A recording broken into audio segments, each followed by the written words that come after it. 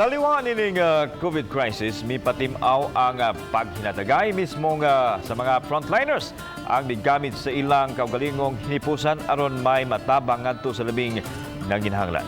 Si Loan Mirondina sa report.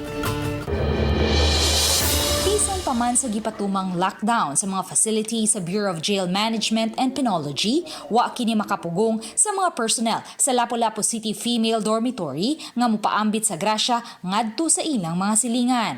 Usa ka gatos ka mga relief packs ang ilang giapod-apod ngadto sa mga sika drivers sa Suong Uno, Barangay Mactan. Samtang aniay usa ka kawani sa Barangay Look, Lapu-Lapu City ang miapod-apod og mga bihon ug utanon ngadto sa iyang mga katagi barangay. Una nang nakapang-apod-apod ang barangay og tagtulo ka kilong bugas humay ug mga dilata ngadto sa mga mulupyo sa dapit. Busa nahuna-hunaan ni Miguel Kiko Baguio nga muhatag usab og utanon og bihon aron madugangan ang inadlawng konsumo sa matag pamilya. Luan Mirondina, Balitang Bisdak.